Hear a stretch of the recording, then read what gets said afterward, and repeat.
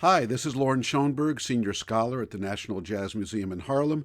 Thanks for tuning in. This is our third part on Ben Webster. We're going to be deep into the Ellington years. You're going to hear some incredible music. So let me get up in the corner over there, and we'll start right away. Who was Ben Webster? You know, there are many ways of answering that question. Here we see the dates: born in 1909 in Kansas City, Missouri, passed away in Copenhagen in 1973. But to really get to the answer of who he was, even with all of the biographical information and all the other things that we're dealing with in this series, the best way to really find out who he was is to listen to him play, and even better, to listen and watch, because there's so much in his eyes, just the way he looks when he plays, and the emotion he puts into it. Really, I think is probably the best answer as to who Ben Webster was. So let's listen and watch Ben in London in the early 1960s with a rhythm section featuring Stan Tracy on the piano. Here he plays Over the Rainbow, and he does what only the masters in any musical idiom can do. He pretty much plays the melody straight, and yet it's a jazz performance. It's intensely personal, and it really answers the question in one way: who was Ben Webster?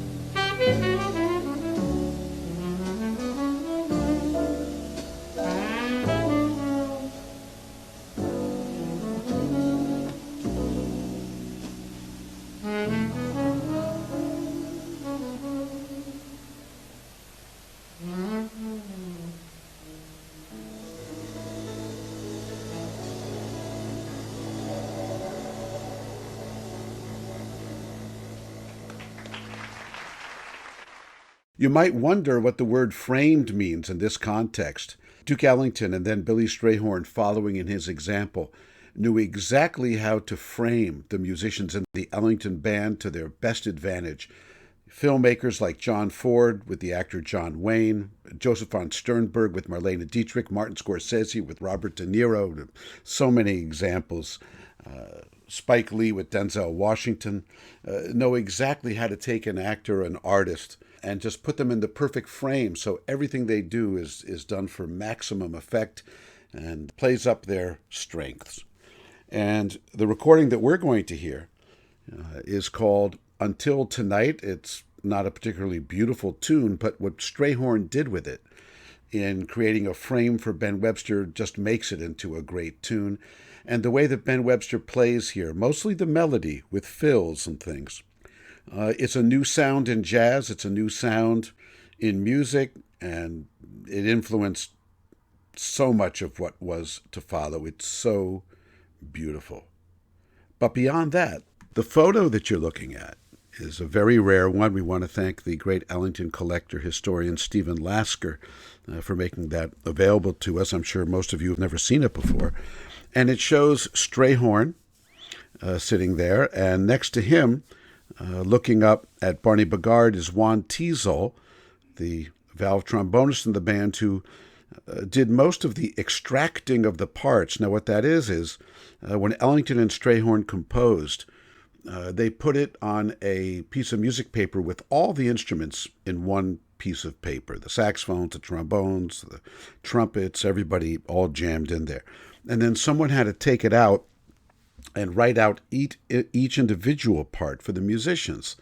And Ellington and Strayhorn were rather idiosyncratic in the way they wrote the music down, so it took a real talent to understand their very advanced musical language. And that was Juan Teasel, who for the first decade, all throughout the 30s and into the 40s, did the bulk of this work. That's Ben Webster on the tenor, obviously, and Barney Bigard is on the clarinet, and they're trying to get maybe a little bit of an advanced look at the chart that the band is going to be playing coming up. So here it is, Until Tonight, Ben Webster in full flower. This is some of the most beautiful music of the 20th century.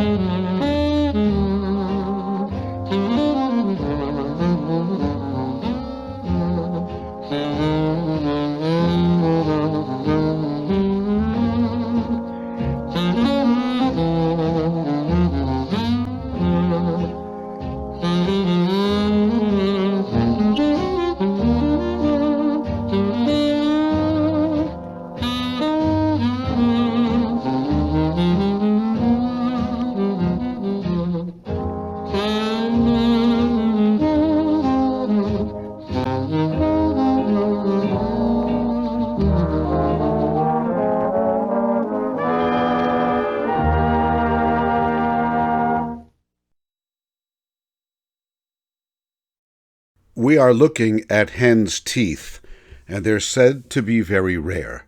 And the music we're about to go to with Ben Webster, until discovered decades after it was made, was maybe even rarer than the teeth we're looking at.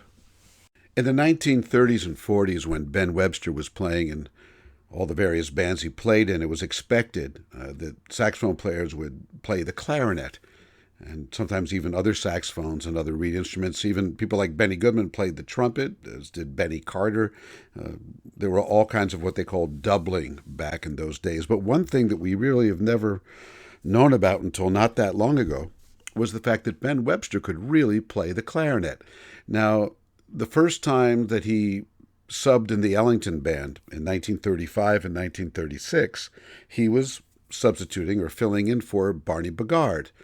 And Bogard was featured on the clarinet on a great percentage of all of Ellington's music. So one would assume that Ben, could at least sit there and play the parts and get by. But the fact that he never recorded a solo on the clarinet, never even tried to, would lead you to believe that he wasn't particularly adept at it, or at least didn't have an interest in it. Well, that was the assumption until this music came to light a couple of decades ago. It's a jam session recorded in the middle of 1941, and it's maybe in a hotel room, or it might be in a little amateur recording studio. We don't know where it was recorded. But to make a long story short, it features Ray Nance on the violin and Ben Webster on the clarinet. Now, on some of the tunes, he plays the tenor saxophone. But on this one, he plays the clarinet, and it is really a revelation because he sounds great. And not at all like a saxophone player who just picked up a clarinet, but like somebody who really got a great sound and could get around it. The tune is The Sheik of Araby, and Ray Nance sounds so wonderful, as does Ben. The first clarinet solo that Ben plays is in a quote-unquote standard Ellingtonian clarinet style. When he comes back for the second helping, he sounds like he's playing the tenor sax. He does a lot of expressive and odd, growly things that we're used to hearing him play on the sax that are kind of really unusual on the clarinet, unless you're talking about Pee Wee Russell. So this is quite a rarity until it came out on a wonderful label called Fable Records that Anthony Barnett in England has underwritten and issued so much great material. Most people have probably never heard it. We're not sure who else is on it. We are guessing that it's the Ellington rhythm section, Fred Guy, guitar, Sonny Greer playing brushes or some rudimentary rhythm thing. And some people think it's Jimmy Blanton on the bass. I don't think so, because of the quality of the notes, both in terms of the tone and also the actual notes that are played. They don't sound like what Blanton would play to my ears, but who knows? It could have been early in the morning, or it could have been the recording quality. But what we do know is that we are now going to hear, rarer than hen's teeth, Ben Webster sounding great on the clarinet.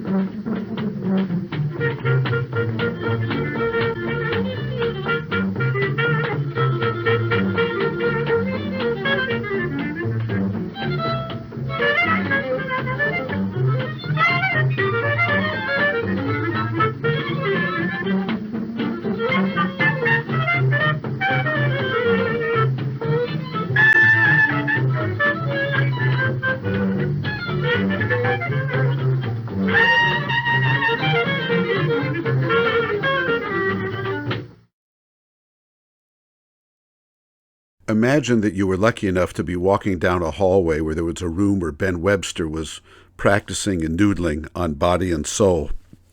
Well, that's what we're going to hear now. You know, everything up until this point, even with the jam session in the hotel room or wherever it was, with Ray Nance, has been Ben, naturally playing with other people. But here he is, by himself, playing Body and Soul. Now, to be playing Body and Soul during the years he was with Ellington was a heck of a thing for a saxophone player, because his idol, as we've talked about in previous episodes, was Coleman Hawkins. And in late 1939, Hawkins had returned to the States after 5 years in Europe and recorded Body and Soul. And it was immediately the great inspiration, the great record, the peak that other saxophone players were going to reach for when it came to playing a ballad. And Ben was fooling around with it one day and recorded it. And it's an absolutely incredibly important historical document. I want to thank Frank Buchmann-Muller in Germany, who wrote a biography of Ben Webster, along with another one that was written by Jerome DeValk. I should mention those two. Frank has okayed us playing this recording, and also thank Anthony Barnett, who also in England, who gave it to us for Frank.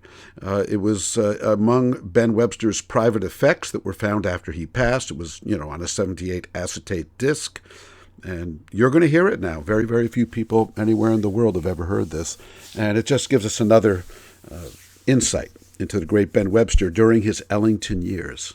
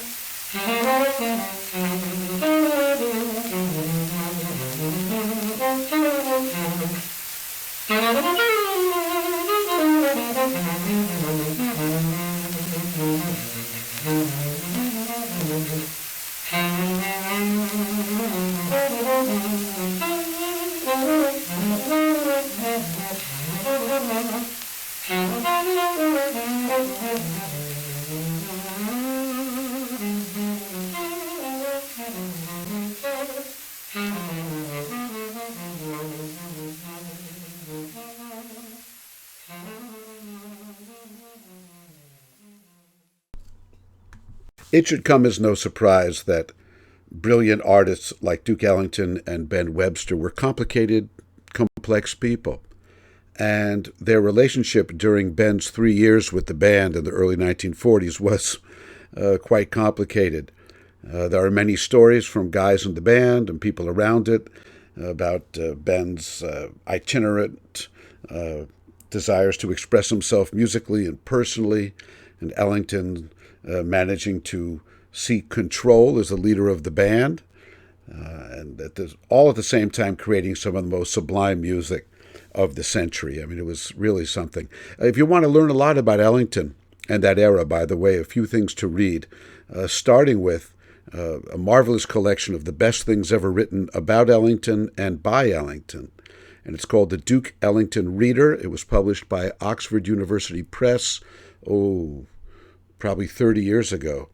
And the guy who put it together, wrote it and edited it, was Mark Tucker, a brilliant Ellington scholar who passed away much too soon, decades ago. And he wrote a book called Early Ellington, and the Duke Ellington Reader, again, is one you really want to have on your bookshelf to learn a lot more about Ben and specifically just about the world that Ellington created. There's another essay written just at the time that Ben was leaving the band. I'm not even sure it mentions him by name, but it's called The Hot Bach, and it was written by Robert Boyer for The New Yorker, and actually it's included in the Duke Ellington Reader. Another must-have is the writings of the cornetist Rex Stewart, who was featured in the Ellington Band at this time. And they're collated in a bunch of different ways. Anyway, Ellington and Ben Webster both knew, personalities aside, that Ben had brought something into the band that would stay there till the very end, and that was a certain approach to the tenor saxophone, not just the sound, not just the notes, but the attitude. And the major players who took Ben's place, most notably Paul Gonsalves, according to Duke Ellington, could play everything of Ben's note for note when he came in the band, but he didn't. He had his own style, but it came right out of Ben. And the clarinet player in the band, from the 40s right through almost to the end, Jimmy Hamilton, known for his very sophisticated clarinet playing, but when he played the tenor, he could really do a Ben Webster. So Ben's sound was always there, and also with Harold Ashby, who was there in later years. We're about to delve into an extended period here of music, but we're going to start with Ben Webster very modestly, talking about, I should say, answering a question like, were you aware of the fact, that you were changing the sound, or what was your influence on Ellington? And he just bats it right back and says, all I was trying to do was play well, and I was so happy to be there. And it's just a beautiful, short, but really potent example of how Ben talked and thought about these things. And we're going to follow that with several tunes that you've probably not heard before. These are broadcast performances from 1940, 41, 42 of, and maybe even 1943, of Ben Webster with the band. Most of the tunes you've probably never heard Ellington play. Some you might, and some, like Moon Mist, which is a great Ellington record, Ben Webster never played on it on the famous record. But here's a broadcast where he plays one of the most beautiful solos ever. So get ready for some deep Ben with Duke Ellington. I don't say best. Maybe other people say that was the best time, but I don't say that. And if it was the best, it wasn't toward the effort that I put forth, because I was unconscious if I put the effort there, because I was so glad to be with Duke. Just play. I just wanted to sit there and play and listen. Johnny Hazy and Barney and Corny and all that. I just wanted to be there. So it wasn't no, what you might say, superimposed effort I was putting forth. I'm just so glad to be there. Happy days. Those were happy days. Ellington benyttede også af og til Websters evner som pianist. Det var især, når orkestret efter en pause skulle kaldes sammen med The Band Call.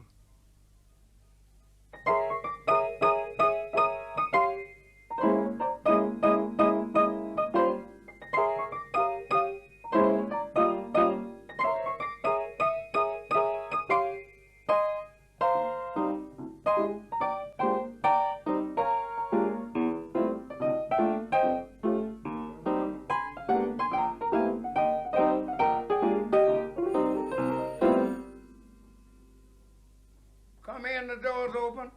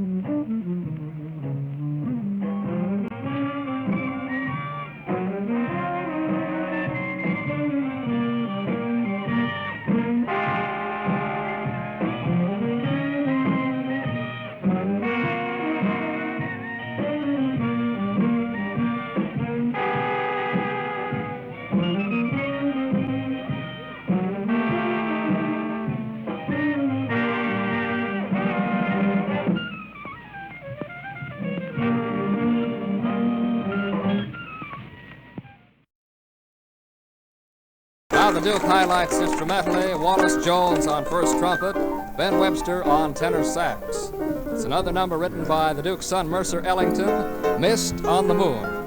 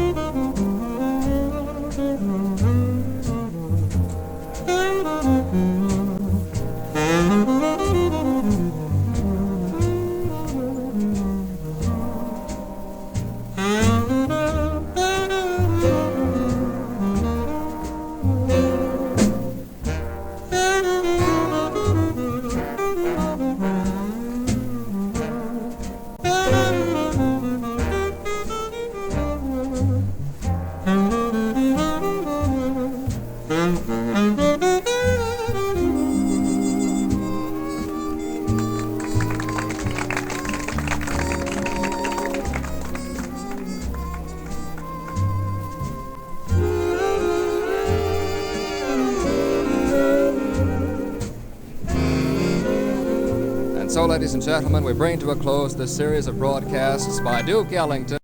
Starter sneaks up on you and sets your feet to dragon. The 5 o'clock drag.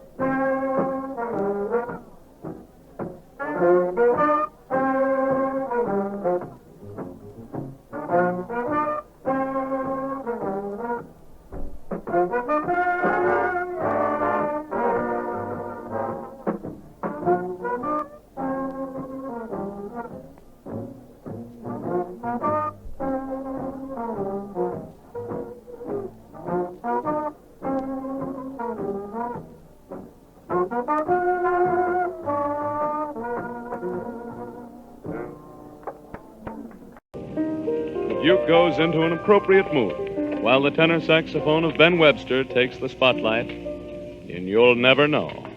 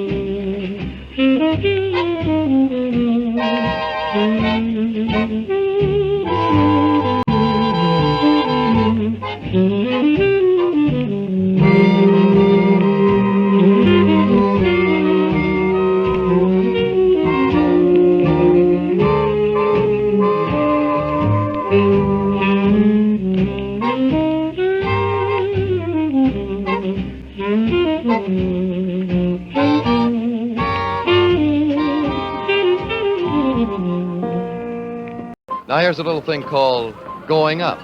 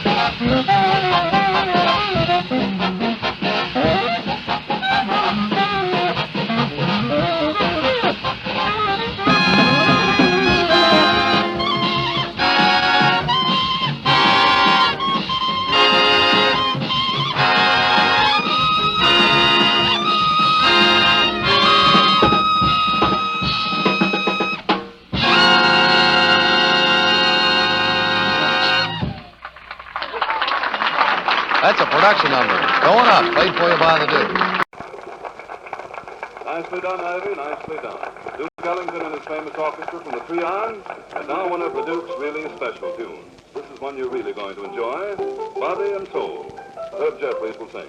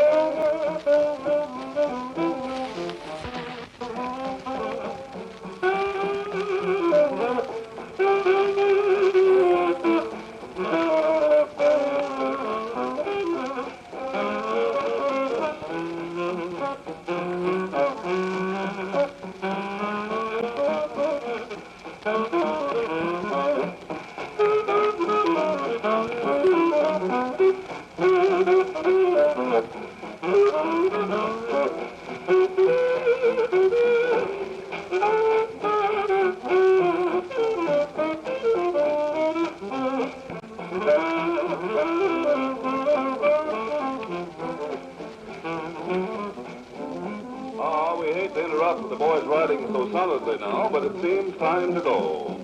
We presented the music of Duke Ellington, world-famous composer and musician, and his orchestra, with vocalists Ivy Anderson and Herb Jeffries, entertaining for you and the dancers at the Trianon Ballroom Cafe, formerly Topsy, located on Firestone Boulevard in the city of Southgate, California, just 20 minutes from downtown Los Angeles. I hope you enjoyed those several tracks of Ben Webster in the early 1940s live on the radio with the Duke Ellington Band, playing some tunes that we know he played on because they made famous recordings of them, but most of them unknown to be played by Ellington, or certainly not with Ben Webster playing solos.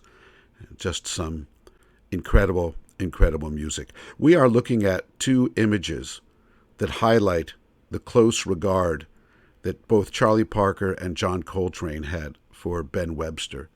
The photo on the right certainly is an artistic masterpiece. It was taken by Roy D. Carava in 1960, included in his collection of photographs called The Sound I Saw. There was a wonderful article in the New York Times about this photograph written by Jeff Dyer, D-Y-E-R, and I'm sure that if you get on Google and look up Ben Webster, John Coltrane, and put the word in Dyer, D-Y-E-R, you'll find this wonderful piece that really kind of goes off into what it represents and the beauty of the image. John Coltrane spoke about Ben Webster in a blindfold test, that's what they were called, where musicians were played recordings without being told who they were, done just at the moment that he was starting to leave Miles Davis and start making records like Giant Steps and those things. It was done in early 1959. And the host played Ben Webster something from the famous Art Tatum and Ben Webster Quartet album. They heard Have You Met Miss Jones? And John Coltrane said, "That must be Ben Webster. I don't know anybody else who plays like that, but still I was waiting for that thunderous thing from him, and it didn't come. Maybe he just didn't feel like it then. The sound of that tenor. I wish he'd show me how to make a sound like that. I've got to call him up and talk to him." That's a wonderful quote from John Coltrane about Ben Webster. You know, they were only 17 years apart. And I know a lot of people who have siblings who are more than 17 years apart. They could have been brothers. And that photo just kind of says it all. And on the left, just an informal snapshot, but what a snapshot, of a band taken late 44, early 45. And it looks to be Ben Webster's quartet with Charlie Parker sitting in. And there was a definite relationship between the two of them. I mean, they were both from Kansas City. I mean, Charlie Parker lived in Kansas City, Kansas. But, you know, when he was growing up, Ben Webster and Lester Young were the men. And a lot has been talked about the great influence of Lester Young on Charlie Parker. Not that much about Ben Webster, but there is a lot in Charlie Parker and Dizzy Gillespie, phraseology-wise, that you can really trace back to Ben Webster, specifically his famous solo on Cottontail. You know, Ben's record of that was known by everybody, and I'd like to illustrate that by playing for you just a snippet of one phrase from Ben's famous Cottontail, and then Charlie Parker, just a couple of years before this photograph was taken, playing a feature on Cherokee, and what does he do? He throws in note-for-note quotes from Ben Webster's Cottontail solo. I think you'll get a kick out of this.